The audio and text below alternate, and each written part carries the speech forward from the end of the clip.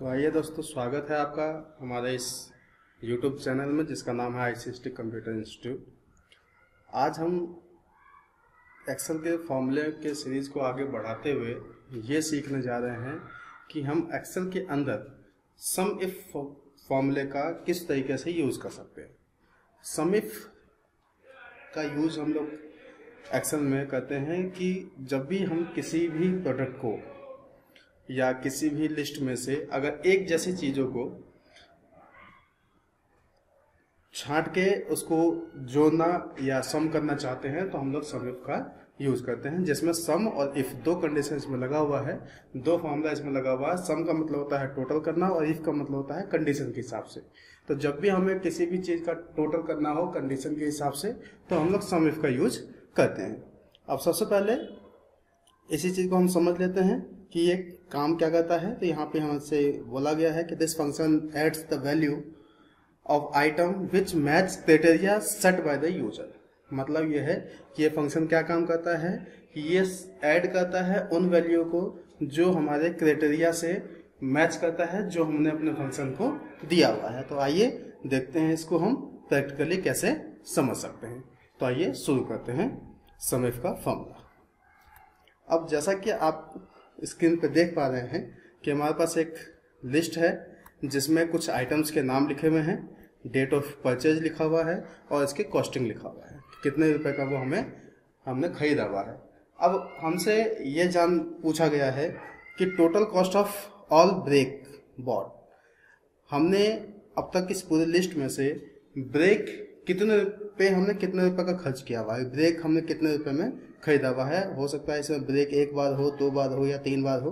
तो ये अगर हम जानना चाहते हैं तो इस बात को हम सम इफ से फाइंड आउट कर सकते हैं। आइए देखते हैं इसमें कैसे फॉर्मूला लगाएंगे। सबसे पहले हम लिखते हैं इक्वल टू लिखने के बाद हम लिखते हैं SUM सम और IF sum if bracket open. Sum if bracket open करने के बाद हमसे ये फॉर्मूले में तीन चीज़ें पूछता है हमसे, रेंज, क्राइटेरिया और सम रेंज। रेंज जहाँ से जहाँ तक में हमें डेटा को फाइंड आउट करना है, तो हमारे पास रेंज है यहाँ से लेके और यहाँ तक, या फिर हम यहाँ तक भी ले सकते हैं जो हम आइटम में से जिसको हम ढूंढना चाहते हैं आइटम के लिस्ट में से। उसके बाद कॉमा, क्राइटेरिया। ढूंढना क्या है, तो किसी एक नाम को हमें ढूंढना होता है तो उसको हम लोग इन्वर्टेड कॉमा के अंदर लिखते हैं। जैसे मुझे यहाँ पे ब्रेक हमसे पूछा गया था, लिखेंगे BRAKES ब्रेक्स और इन्वर्टेड कॉमा हमने क्लोज कर दिया। जब भी हमें किसी फॉर्मूले के अंदर कोई अगर टेक्स्ट लिखना है तो उसको हम हमेशा इन्वर्टेड कोट्स के अंदर लिखते हैं, इन्वर्टेड कॉमा के अंदर लिखते हैं, डबल इन्वर्टेड कॉमा के अंदर, सिंगल में नहीं लिखते हैं, ये ध्यान रखना है आपको। और साथ में नेक्स्ट आगे की तरफ चलते हैं तो हमसे पूछा है अगला सम रेंज, जिसके लिए हम पहले कॉमा दबाएंगे और फिर सम रेंज है कि ब्रेक्स को इसने फाइंड आउट तो कर लिया कितनी जगह है, लेकिन उसके हमें किस कॉलम को हमें ऐड करना है। तो ब्रेक्स के आगे ये कॉस्टिंग है तो इसके कॉस्ट को हमने सिलेक्शन कर लिया और ब्रैकेट हमने किया क्लोज और एंटर किया। तो हमसे ये बता रहा है कि इसमें जो है 160 रुपीज़ का है। अगर आप इस बात को देखना चाहते हैं या ये चाहते हैं कि हम कैसे वेरीफाई करें कि सही में ये है, तो अगर आप लिस्ट में देखें तो ये ब्रेक्स एक यहाँ लिखा हुआ है, एक और ब्रेक यहाँ लिखा हुआ है। तो यहाँ पे ये 80 का है, ये भी 80 का है, मतलब कि 80 और 80 का अगर हमने ऐड कर लिया तो 160 आ गया। इनकेस अगर इस लिस्ट में से मैं एक किसी भी आइटम का नाम हटा के वहाँ पर अगर मैं ब्रेक डाल दूँ और जैसे एंटर करूँगा तो उसका जो भी कॉस्टिंग होगा वो हमारे इस लिस्ट में ऐड हो गया है, ये 210 हो गया है। क्यों? क्योंकि 80 रुपये का ये हो गया, 80 का ये हो गया और 50 का ये हो गया। तो 8 8 16 और 5 21, तो 210 रुपये का आ गया। अब आगे एक बार और करके देख लेते हैं। अब ये हमसे कह रहा है total cost of all tyres. Tyre पे हमने कितने रुपए का खर्च किया हुआ है, एक बार और देख लेते हैं। Equal to sum IF if bracket open sum if bracket open range यहाँ से लेके यहाँ तक है।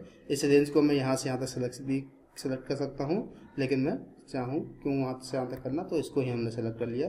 कॉमा, क्राइटेरिया क्या ढूंढना है, तो इन्वर्टेड कॉमा के अंदर हम टायर लिख सकते हैं, TY RES, tyres inverted comma close comma.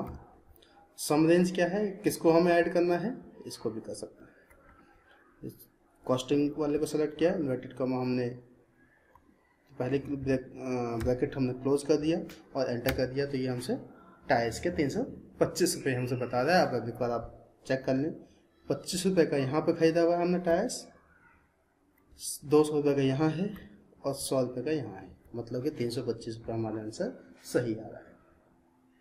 अब एक कंडीशन हमसे ये अगला ये पूछा गया है कि टोटल ऑफ आइटम कॉस्टिंग 100 और एबव। अब ये हमसे ये जानना चाहता है कि इस लिस्ट में ऐसे उन सभी आइटमों का टोटल बताइए जो 100 या 100 से ज़्यादा का है, 100 या 100 से ज़्यादा का जिसकी कॉस्टिंग है उन सब का टोटल कितना है। तो इसके लिए हम देखते हैं क्या करना है, equal to SUM sum IF sum if bracket open, ये हमसे बोल रहा है रेंज। तो अब की बार हमें किसको देखना है, कॉस्ट को देखना है। तो अब की बार हम ये आइटम से हमें कोई लेन देन नहीं है हमारा, क्योंकि आइटम से कोई भी आइटम हो हमें कोई फर्क नहीं पड़ता, तो हमने सीधा कॉस्टिंग लिखा और कॉमा हमारा क्राइटेरिया क्या है, वो इन्वर्टेड कॉमा के अंदर हम लिखेंगे। हम इनसे बोला गया है कि 100 और एबव, तो 100 और एबव का मतलब होता है ग्रेटर देन इक्वल टू 100, 100 या 100 से ज़्यादा। तो इन्वर्टेड कॉमा के अंदर हम लिखेंगे ग्रेटर देन और इक्वल टू 100 और inverted comma close comma sum range. अब हमें ऐड क्या करना है, ऐड भी उसी कॉस्ट को करना है, तो हम ऐड वाले ऑप्शन में भी इसी कॉस्टिंग को हम लिख देंगे, या फिर हम चाहें तो इसको नहीं भी लिख सकते हैं और ब्रैकेट क्लोज करके एंटर कर देंगे तो हमें आंसर दिखा देगा। अगर आप चाहें तो वो लिख भी दीजिए, नहीं भी लिखे तो, क्योंकि हमारे पास नंबर ऑटोमेटिक पहले से है।